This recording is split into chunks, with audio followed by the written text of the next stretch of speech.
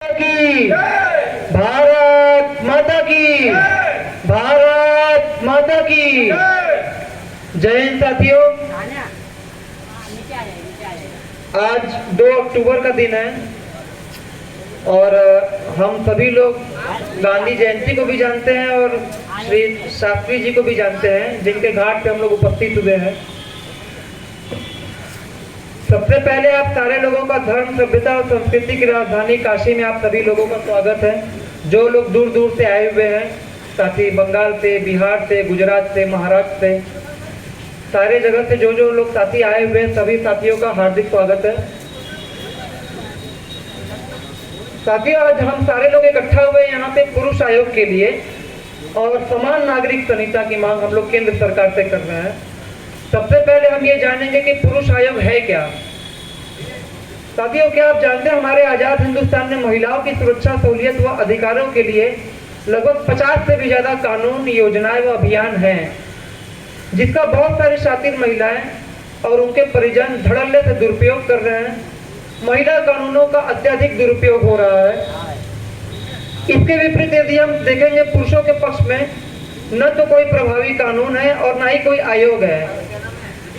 जैसे हम एग्जाम्पल देते हैं, छेड़छाड़, दुराचार, बलात्कार, बहला फुसला के अपहरण, नशीला पदार्थ पिला के यौन शोषण, घरेलू हिंसा, दहेज उत्पीड़न, गुजारा भत्ता, मीटू, 3 तलाक, लव जिहाद, बेटी बचाओ बेटी पढ़ाओ, समानता का अधिकार, निजता का अधिकार, महिला मंत्रालय, महिला थाना, महिला हेल्पलाइन, सारे कुछ यदि हम देखेंगे तो सिर्फ महिला को ही अबला और सिर्फ पुरुष को ही अपराधी समझा जाता है। कानून, मीडिया और सरकार के परिप्रेक्ष्य में जो इस धारणा को बनाए हुए हैं, हम इस धारणा को परिवर्तित करने के लिए यहाँ सारे लोग उपस्थित हुए हैं। हम केंद्र सरकार से पुरुष आयोग, समान नागरिक संहिता की मांग कर रहे हैं।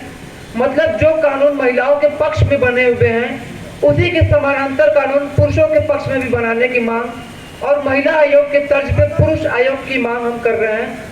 क्योंकि यदि आप देखेंगे तो 50 से भी ज्यादा कानून महिलाओं के पक्ष में, एक तरफा महिलावादी कानून सिर्फ महिलाओं के पक्ष में है।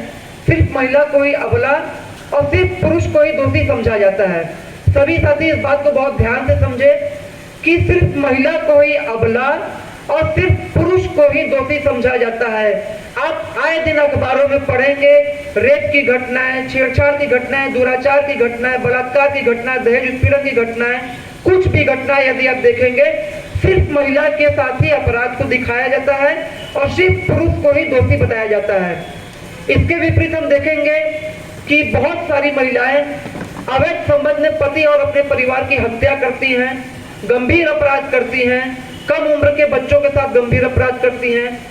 कम उम्र के बच्चों के साथ वो अपने पति को छोड़ करके, अनेकों बच्चों को छोड़ करके भाग जाती हैं। और अखबारों में हम देखते हैं कि अब खबर छपता है कि पुरुष ने अपने उम्र से बड़ी महिला, शादीशुदा महिला को बहला फुसला के अपहरण किया और उनका यौन शोषण किया।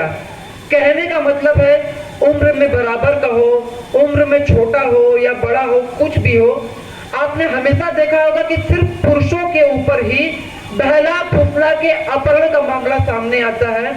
तो हम ये कहना चाहते हैं कि क्या बहलाने फुसलाने का अधिकार और हक सिर्फ पुरुषों के पक्ष में ही है?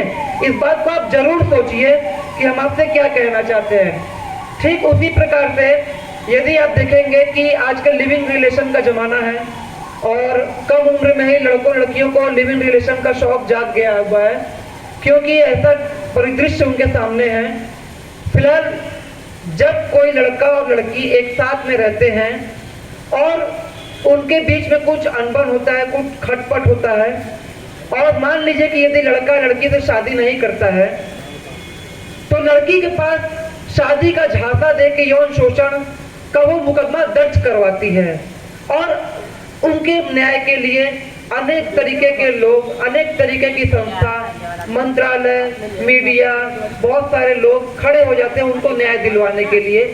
और ठीक उसी के विपरीत यदि आप देखेंगे कि यदि कोई महिला और पुरुष दोनों रिलेशनशिप में है और मान लीजिए कि यदि कोई लड़की यदि अलग हो जाती है और लड़के से संबंध नहीं बनाना चाहती, शादी नहीं करना चाहती है, तो पुरुष के पास ऐसा कोई प्रभावी कानून नहीं है, कोई लॉ नहीं है, न तो कोई आयोग है जहाँ ऐसा महिला उत्थान जो ले रहा पुरुषों की जान, और उन्हीं पुरुषों की सुरक्षा के लिए आज वाराणसी में पुरुष आयोग की मांग को लेकर और समान नागरिक संहिता की मांग को लेकर आंदोलन करवाया गया है। अगर मैं बात करूं समान नागरिक संहिता को लेकर, तो सबसे ज्यादा इस चीज की मांग उठा रहे हैं हमारे अतुल केसरी जी। तो आइए अतुल केसरी जी से जानते हैं कि इस मांग के पीछे उनका मकसद क्या है। तो अतुल केसरी जी, पुरुष आयोग की मांग तो चल ही रही है, लेकिन समान नागरिक संहिता की मांग क्यों की जा रही है? सबसे पहले तो आपका और सभी साथियों का बहुत बहुत स्वागत है बनारस शहर धर्म, सभ्यता और संस्कृति की राजधानी में। आप लोग जिस राज्यों से आए हैं सभी साथियों का बहुत बहुत हार्दिक आभार है। और हम यहाँ पे एक सत्याग्रह आज के दिन रखे हुए थे 2 अक्टूबर 2022। जैसा कि आप जानते हैं गांधी जी का भी और लाल बहादुर शास्त्री जी का भी जन्मदिन है। और आज के पवित्र स्थान से हम एक ये अभियान की शुरुआत किए हुए हैं, पुरुष आयोग समान नागरिक संहिता की। आपने अभी पूछा कि समान नागरिक संहिता क्या है, तो हम आपको कहना चाहते हैं कि यदि आप ध्यान से देखेंगे महिलाओं के पक्ष में लगभग 50 से ज़्यादा कानून है, जैसे छेड़छाड़, दुराचार, बलात्कार, बहला फुसला के अपहरण, घरेलू हिंसा, दहेज उत्पीड़न, गुजारा भत्ता, मीटू, 3 तलाक, लव जिहाद, बेटी बचाओ बेटी पढ़ाओ, समानता का अधिकार, निजता का अधिकार, महिला मंत्रालय, महिला थाना, महिला हेल्पलाइन इत्यादि। अर्थात सरकार, मीडिया और कानून के परिप्रेक्ष्य में सिर्फ महिला को ही अबला और सिर्फ पुरुष को ही दोषी समझा जाता है। कोई भी महिला चाहे तो किसी भी पुरुष और उसके पूरे परिवार को कटघरे में खड़ा कर सकती है। इसके ठीक विपरीत यदि आप किसी पुरुष के पक्ष में देखेंगे, न तो कोई प्रभावी कानून है और न ही कोई आयोग है। जिस प्रकार से महिलाओं के लिए महिला आयोग है, उसी प्रकार से हम पुरुषों के लिए पुरुष आयोग की मांग कर रहे हैं। और समान नागरिक संहिता का अर्थ जितने कानून अभी हमने आपको बताया है महिलाओं के पक्ष में, उसी के समानांतर कानून पुरुषों के पक्ष में भी मांग कर रहे हैं। और सबसे जरूरी बात, धारा 497 के लिए भी हम लोग लड़ते हैं।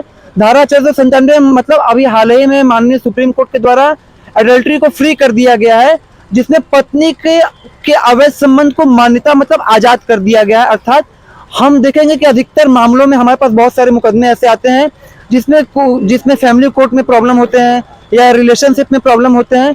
उसमें इलीगल रिलेशनशिप का बहुत बड़ा हाथ है। यदि हम महिलाओं को इलीगल रिलेशनशिप की आज़ादी दे देंगे, महिलाओं को, अविवाहित महिलाओं को गर्भपात की आज़ादी दे देंगे, उससे हमारे समाज में सिवाय विरोध के, सिवाय विवाद के, सिवाय हिंसा के कुछ नहीं होगा। क्योंकि हम हिंदुस्तान में रहते हैं जो धर्म, सभ्यता और संस्कृति की राजधानी है। हमें और केंद्र सरकार को बहुत ध्यान से समझना होगा, हम हिंदुस्तान देश में रहते हैं, हम किसी पश्चिमी देश में नहीं रहते हैं जो वहाँ के पाश्चात्य संस्कृति को हम अपना रहे हैं। हम हिंदुस्तान में रहते हैं और यहाँ पर के सुप्रीम कोर्ट को और हाई कोर्ट को और जुडिशरी को और मंत्रालय को भी हम कहना चाहते हैं, आप इस चीज को बहुत ध्यान से सोच के समझ के कि आप किस देश में रह रहे हैं, आप हिंदुस्तान में रह रहे हैं और हिंदुस्तान की संस्कृति के हिसाब से ही आप कानून का निर्माण करिए बस। और बाकी हमारे सामने और बहुत सारे भाई हैं जो आपको अपने अपने अलग अलग समस्याओं से आपको अवगत कराएंगे। किसी के ऊपर कोई केस है, किसी के ऊपर कोई केस है, बाकी लोगों को आपको समझाएंगे।